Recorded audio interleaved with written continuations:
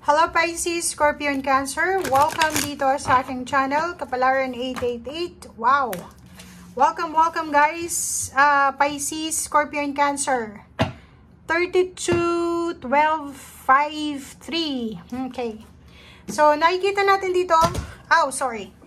Special mention to sa mga Scorpio and Cancer na naghahanap ng trabaho. Pero yung mga Pisces dito, mayroon din na Pisces na medyo desperada sa paghahanap ng trabaho. Nag-aalala sila sa pera. Kung makikita mo dito, may isang Pisces na homeless. Parang hindi siya nakapagbayad ng kanyang renta. And naghahanap siya ng trabaho. Wala siyang mapuntahan eh. Pisces, Scorpio, and Cancer. Wala kayong mapuntahan. And sobrang paghihirap tong nararamdaman nyo. And luckily, isang privileged na babae or lalaki, isang mayaman, isang financially stable siya na individual na pwedeng makatulong sa'yo sa araw na ito. So, it's either may isang tao na tutulong sa'yo sa usaping financial or pwedeng pauutangin ka niya. Okay. Comment down below or pwedeng ipapasok ka niya sa trabaho. Okay. Thank you.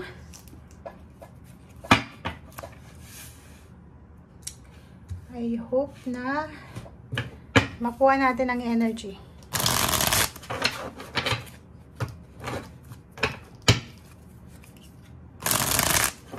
Pisces, Scorpio, and Cancer.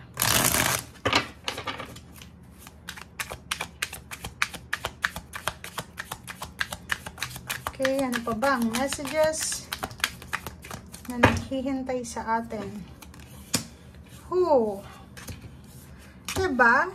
So, if ever man na wala pang tumutulong sa'yo sa ngayon, lalo na sa araw na ito sa January 3, if ever man may Pisces, Scorpio, and Cancer dito na sobrang problematic na sila sa financial nila, lakasan mo lang yung loob mo. Lakasan mo yung loob mo sa araw na ito, or araw-araw kang dapat malakas yung loob mo. Kasi parating na yung emotional peace and harmony, yung katahimikan, parating na yung clarity and illumination sa buhay mo. So, ibig sabihin, parating na yung sagot sa mga katanungan mo, sagot sa confusion mo. So, magpakatatag ka lang. Sorry. Okay, Page of Swords, diba? Kasi sabi ko lang sa'yo, parating na kung ano man tong solusyon, tulong sa buhay mo. Okay, ano pa ba? Okay. Sinasabi ng brasser dito na simula sa araw na ito, January 3, kailangan mong simulan din yung mindset ng pag-iipon, 'di ba?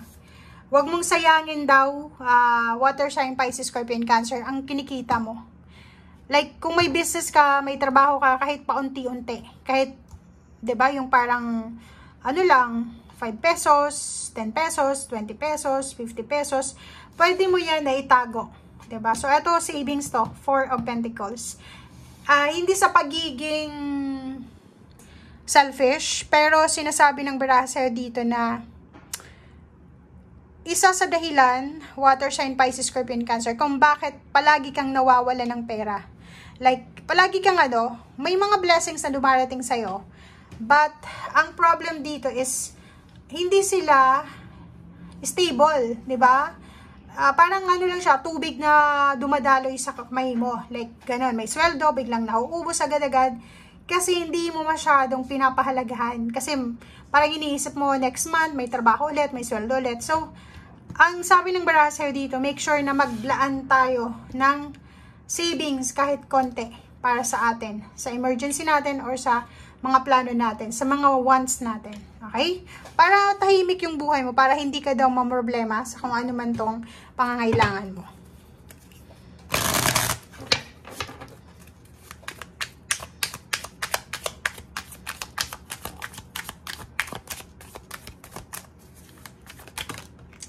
Okay.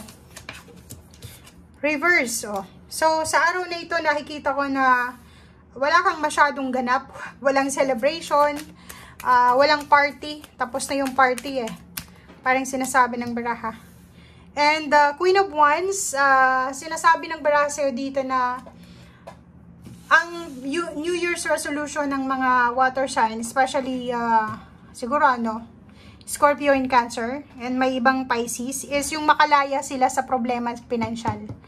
Ang wini-wish nila na sana matapos na yung mga problema, makabayad na sa utang, makahanap ng mataas na sweldong trabaho, magkaroon ng stability sa usaping pinansyal.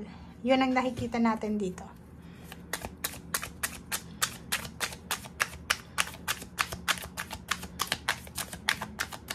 Okay, water sign. Ten of Swords. Wow! May gustong bumalik sa buhay mo, water sign, Pisces, Scorpio, and Cancer. It's either relationship siya, family members, friends, or trabaho. Pwedeng yung dati mong boss na trinidor ka, ay gusto kang pabalikin sa company niya, or sa trabaho, or sa team. May karelasyon ka siguro dati, or kahit yung current relationship mo, na humihingi ng tawad sa'yo, humihingi siya ng forgiveness or apology, kasi nagkamali siya, gusto yung bumalik sa buhay mo, ex or kung ano pa man siya. Family members, may mga gustong makipagbati sa'yo, gustong makipagbalikan or ano pa man. And Eight of Cups, nakikita ko sa'yo dito na moving on ka na eh. Moving on ka na, wala ka ng oras para sa mga drama, kasi ang focus mo nga this year is makapag-ipon, matahimik yung buhay, physical health, recovery ng kung anong nawala sa'yo sa 2023. And nakikita natin dito, focus ang iba sa inyo, mag-travel. Ang focus nyo is makapag-travel, makalipat ng bahay, makaalis sa situation, maayos yung situation sa relationship, may lilipat ng bahay dito, maayos yung business nila or kung ano pa man to na gusto nyo ng pagbabago. Okay, and sa ilalim niya is mayroon kang Page of Cups plus Hero the Fool. So yun na nga. Yun. May mga taong gustong bumalik sa buhay mo, may mga sitwasyon na hindi natin maiiwasan na mangyari sa buhay natin, guys. But ang pinaka mensahe sa iyo ng universe or ng baraha is take care of yourself, protect yourself. Kasi, halimbawa, niloko ka na dati, in-scam ka, pinagnakawan ka, binackstab ka, proteksyonan mo yung sarili mo. Yung sarili, pwede kang magpatawad, pwede mong i-release yung situation, but make sure na protect yourself from this toxic or toxicity. And Page of Cups, kailangan mo daw na simulan ang taon na ito ng peaceful. 'Di ba? So, forgive, pero never forget. Para hindi ka na ulit maloko, ma-scam. Para hindi ka na ulit masaktan. So, Seven of Wands, maglagay ka ng boundary sa paligid mo para hindi kayong palaging nasasaktan, palaging na scam, naluloko, or ano pa man. Thank you guys. Bye!